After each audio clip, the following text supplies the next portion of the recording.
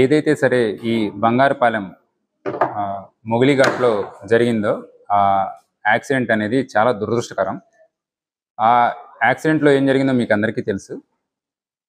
బెంగుళూరు వైపు నుంచి చిత్తూరు వైపుకి వచ్చే ఒక కంటైనర్ లారీ, అందులో ఇనుప రాడ్లు ఇవి పెట్టుకొని, అంటే ఏదైతే సరే కన్స్ట్రక్షన్ మెటీరియల్ ఉందో తీసుకొని వస్తున్నారు. ఆ ప్లేస్లో ఒకటి డౌన్వర్డ్ స్లోప్ ఉంది, అంటే కొంచెం వేగం పెరుగుతుంది. దాంతోపాటు కర్వ్ ఉంది, సో లెఫ్ట్ సైడ్కి టర్న్ అవ్వాలి.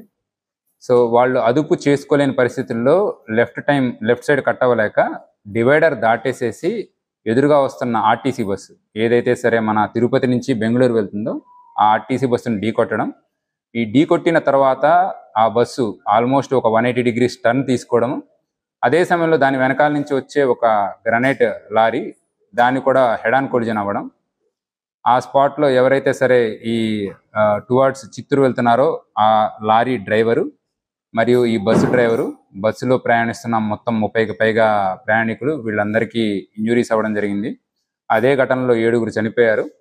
ఈరోజు పద్మావతి అనే మరొక లేడీ మొత్తం మల్టిపుల్ ఫ్రాక్చర్స్తో సిఎంసి రాణిపేటలో చనిపోవడం జరిగింది. ఇప్పటి వరకు మొత్తం 8 మంది చనిపోయారు. మిగతా వాళ్ళంతా కూడా అవుట్ ఆఫ్ డేంజర్ ఉన్నారు.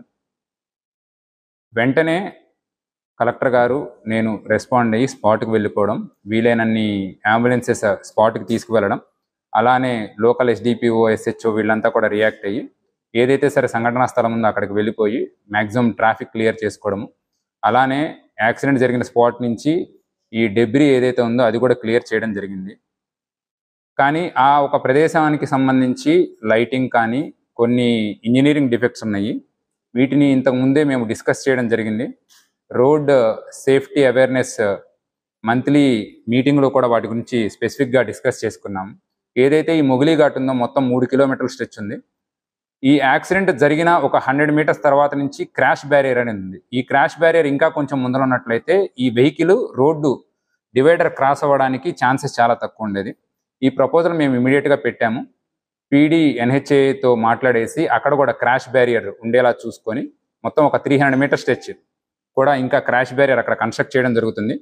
దీంతో పాటు మన దగ్గర ఏవైతే సరే రోడ్ సేఫ్టీ వెహికల్స్ ఉన్నాయో అవి మొత్తము బెంగళూరు నుంచి చిత్తూరు వచ్చే మధ్యలో ఒక 30 కిలోమీటర్ స్ట్రెచ్ కూడా ఒక్కొక్కటి ఉన్నాయి. కొన్ని చోట్ల 25 కిలోమీటర్స్కి స్ట్రెచ్కి ఒకటి పెట్టుకోవడం జరిగింది. దీన్ని కూడా ఆ పరిసర ప్రాంతాల్లో పెట్టుకుంటాము. అండ్ లైటింగ్ కోసం ప్రపోజల్ పెట్టాము.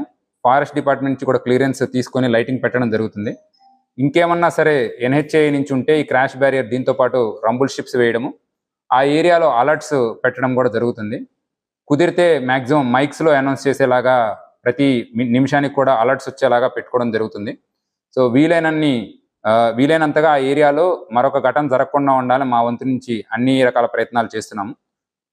ఎన్హెచ్ఐ నుంచి కూడా సుమారుగా 2 crores అక్కడ వర్క్స్ పెండింగ్ ఉన్నాయి. నెక్స్ట్ 1 or 2 months కూడా వాటిని టేకప్ చేస్తామన్నారు. సో దీనివలన ఫర్దర్గా blinkers, warning systems, lights and crash barriers ఇవన్నీ కూడా ఆ ప్రదేశంలో వచ్చే అవకాశం ఉంది.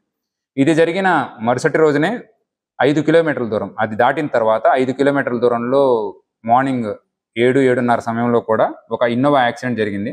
వీళ్ళు కంచికి వెళ్తున్నారు.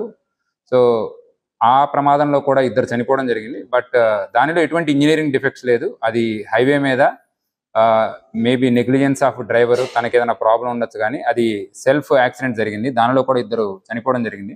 ఇటువంటి నివారించడానికి కూడా మనము స్టాప్ వాష్ అనే ప్రోగ్రామ్ మనం కండక్ట్ చేస్తుంటాము.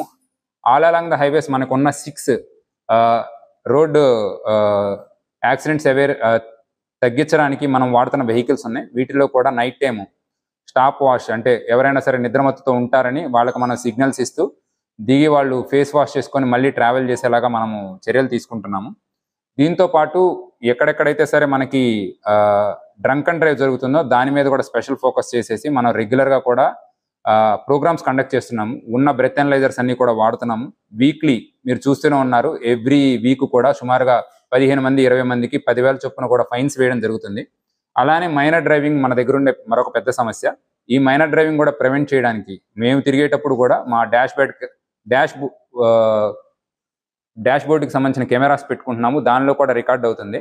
సో వీటి ద్వారా కూడా ఎక్కడైనా జరుగుతుంటే వాటిని కూడా మేము రికార్డ్ చేసి మైనర్స్ అందరినీ పట్టుకొని వాళ్ళ పేరెంట్స్ని పిలిచి కౌన్సిలింగ్ ఇచ్చి వాళ్ళకు కూడా పిల్లలకి ఎవరైతే 18 లోపు ఉన్నారు అండ్ డ్రైవింగ్ లైసెన్స్ లేదో వాళ్ళకు కూడా ఎటువంటి బైక్స్ ఇవ్వద్దని కూడా మనం చర్యలు తీసుకోవడం జరుగుతుంది.